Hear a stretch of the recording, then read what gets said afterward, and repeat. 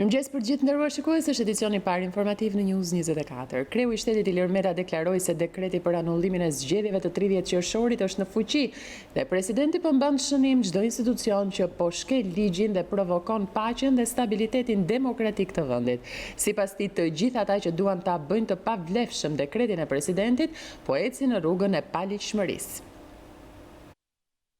Kreu i shtetit këmbgul se dekreti presidencial për anullimin e zgjedhjeve ka vetëm një adresë ku mund të ankimohet. Ajo është gjykata kushtetuese. Ilir Meta nuk kurseu ironinë ndaj mundësisë për shqyrtimin e vendimit të tij nga kolegji zgjedhor. Dekreti mund të gjykohet edhe nga gjykata e skrapare që nuk ekziston. Presidenti deklaroi se nuk do të pengojë askënd të bëhet pjesë e një orvajtje të çmendur për të interpretuar dekretin e tij. Presidenti nuk ndalon askënd të çmendet. Përkundër, i fton të gjithë që të izolojmë çdo të çmendur, i cili në këtë ditë durimit gjakut bën thirrje për gjëra të ndryshme. Shqipëria ka nevojë për zgjedhje të lira dhe të ndeshme, sepse vetëm ato sigurojnë çeljen e shpejtë të negociatave për Bashkimin Evropian, që është objektiv i të gjithë shqiptarëve. Kreu i shtetit tha se po mban shënim çdo institucion që vepron në shkelje të ligjit, duke paralajmëruar edhe pasoja. Kush dëshiron të ecë në rrugën e paligjshmërisë, le të vazhdojë, është drejta e tij. Presidenti ka të drejtë çdo ditë të bëjë thirrje për reflektim. Ata që ecin në rrugën e paligjshmërisë duhet të jenë sigurt që do të kenë gjitha pasojat që do të provokojnë paqen sociale dhe stabilitetin demokratik në vend. Ilir Meta reagoi një ditë pasi parlamenti votoi me 100 vota pro rezolutën, e cila vlerësoi si shkelje të kushtetutës dekretin presidencial për anullimin e zgjedhjeve të 30 qershorit. Shqipëria është republikë, presidenti takon republikës dhe ikosisht republika i takon vetëm qytetarëve.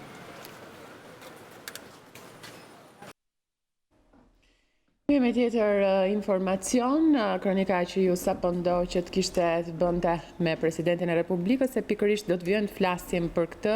Zoti Meta i kërkoi Komisionit Qendror të Zgjedhjeve informacion mbi numrin aktual të deputetëve në kuvend. Në shkresën drejtuar komisionit, kreu i shtetit kërkon të njihet me listën e deputetëve pas plotësimit të vendeve që u lanë vakant nga opozita.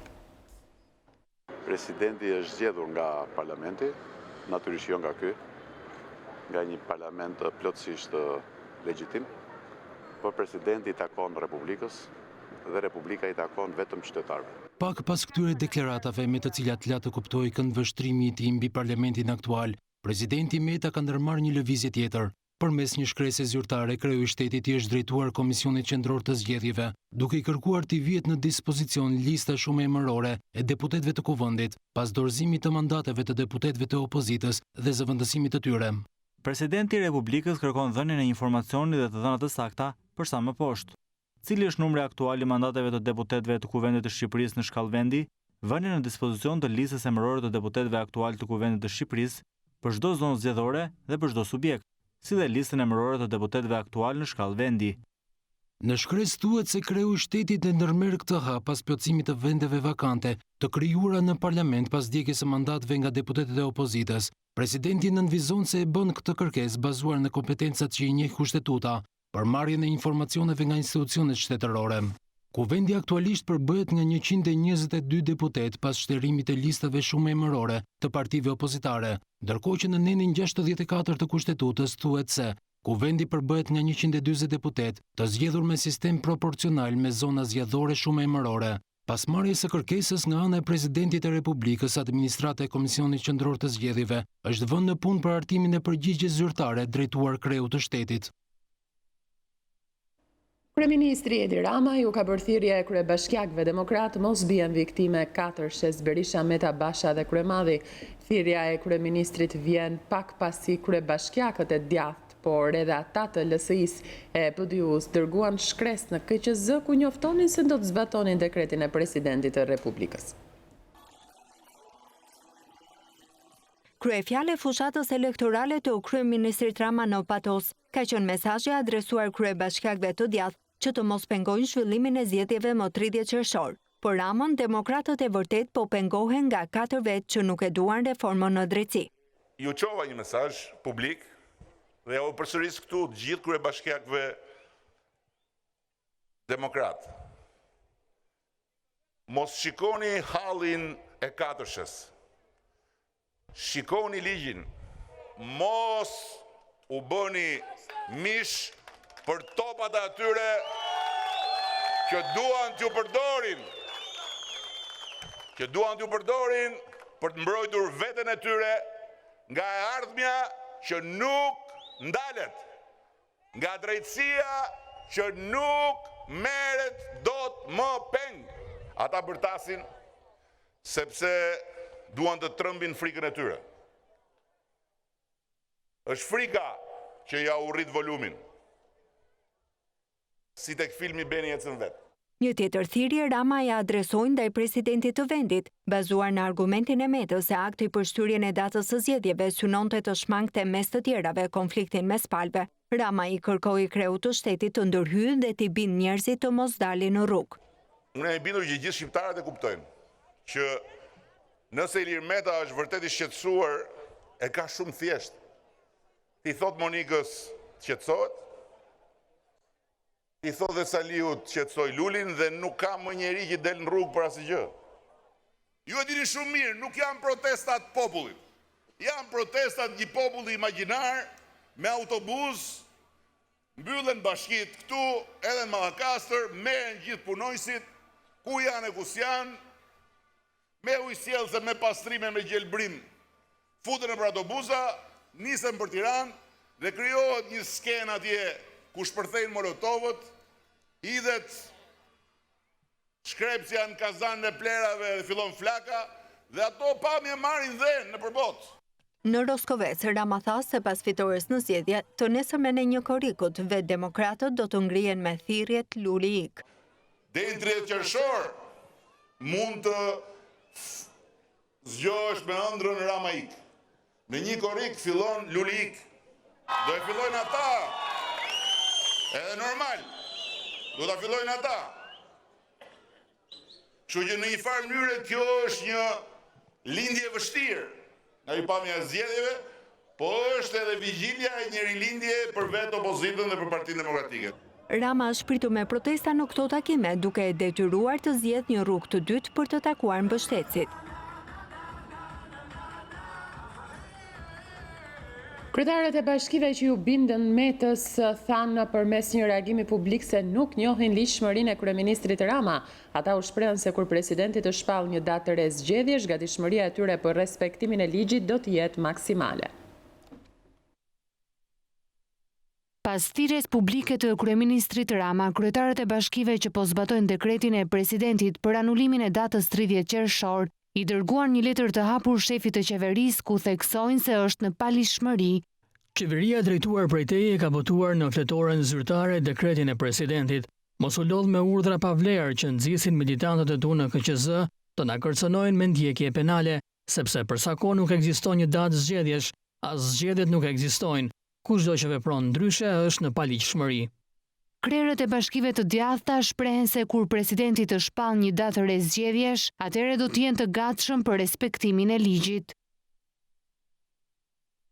Komisioni Qendror i Zgjedhjeve i është përgjigjur kryetarëve opozitar të bashkive që e kanë vënë në dieni se do të zbatojnë dekretin e presidentit të Republikës për 30 qershorin dhe kanë kërkuar lirimin e ambienteve nga KZZ.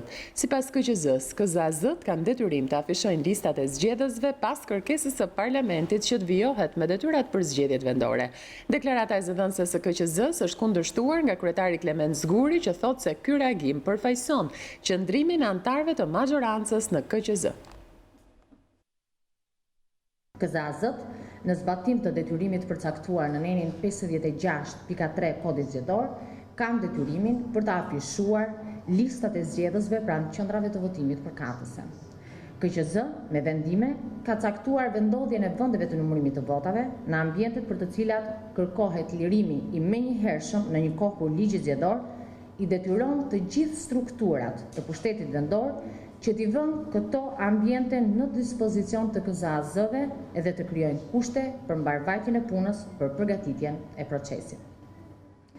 Duke ndarë me opinionin publik shqetësimin për situatën e krijuar në këto bashkim, Komisioni Qendror i Zgjedhjeve i bën thirrje dhe kërkon reflektim të menjëhershëm për të mos penguar apo cënuar punën e KZAZ-ve në përmbushje të përgjegjësive dhe detyrave të tyre. Në rast të mos reflektimit pas këtij komunikimi, vijimit të qëndrimeve apo veprimeve në cënim të punës për administrimin e procesit zgjedhor të datës 30 qershor 2019, KQZ në përmbushje të detyrës dhe përgjegjësive të tij do të ndërmarrë veprimet sipas përcaktimeve të ligjit në fuqi. 7 aktivistët Partisë Demokratike që tentuan të bllokonin rrugën e kryeministrit në Librazh do të përballen me akuzën për pengim të subjekteve zgjedhore. Kreu i opozitës bashkuar Lulzim Basha tha se ky është një plan diabolik i Ramës dhe i ka bërë thirrje policisë që të mos i bindet urdhrit. Policia e Elbasanit ka vënë në pranga 7 zyrtar dhe aktivistë të Partisë Demokratike, si dhe ka nisur procedimin penal për 16 të tjerë, pasi pas ditën e së njëjtës tentuan të i bllokonin rrugën e eskortës së kryeministrit Rama në hyrje të Librazhdit, duke goditur me sende të forta e mjete piroteknike në drejtim të makinës së kreut të qeverisë. Mes të arrestuarve janë krerët e Partisë Demokratike në Librazh dhe Prenjas dhe ish deputeti Aurel Bylykbashi, krahas akuzave të ngritura edhe më parë ndaj protestuesve të opozitës, si organizimi e pjesëmarrja në grumbullime, manifestime të palishme dhe pengimi i qarkullimit të mjeteve të transportit ndaj të arrestuarve në Librazh, është ngritur edhe akuza e pengimit të subjekteve zgjedhore. Kjo akuzë është e pasqyruar në nenin 325 të Kodit Penal, ku theksohet se pengimi me dhunë apo me çdo mënyrë tjetër i subjekteve elektorale për të zhvilluar rregullisht aktivitetin e tyre në përputhje me ligjin gjatë fuqatës së zgjedhjeve, dënohet me gjob ose me burgim deri në 3 vjet. Kryedemokrati Lulzim Basha akuzoi kryeministrin se ka vendosur në Shqipëri një regjim autokratik dhe represiv, ndërsa zbuloi atë që e cilësoi si plan diabolik të Ramës për të mbyllur gojën kundërshtarëve politik. Reprezalit e fundit politike të Edi Ramës ka një qëllim të qartë politik. Të intimidojnë opozitën dhe qytetarët për të tërhequr nga betejë jonë kundër regjimit të tij kriminal. Është plani diabolik i një njeriu në panik total për humbjen e pushtetit. Basha deklaroi se në këtë aventurë të rrezikshme, Rama ndihmohet nga 2 vegla, Sander Leshaj dhe Arta Marku. Ju bëj thirrje policëve dhe prokurorëve që e ndjejnë veten njerëz të ligjit dhe të rendit, të mos u binden urdhrave politik dhe të paligjshëm të autokratit të korruptuar dhe të inkriminuar Edi Rama dhe të veglave të tij. Asgjë dhe askush nuk e ndal betejën tonë për Shqipërinë si gjithë Europa. Ministri i Brendshëm Sander Leshaj nëpërmjet një postimi në rrjetin social Twitter akuzoi Lulzim Bashën si i përgjegjësin kryesor që po i shtyn njerëzit drejt shkeljes së ligjit. Ministri theksoi se çdo kush që u përgjigjet thirrjeve për palishmëri do të përballet me ligjin. Ishte edicioni parë informativ në News24 për më gjërë juftën të klikoni në balkanweb.com, mund të shpletoni aty online gazetën shqiptare, të dëgjoni radion shqiptare, mund të na ndiqni në live stream e në YouTube. Ju falenderoj për vëmendjen tuaj, miru takofshi.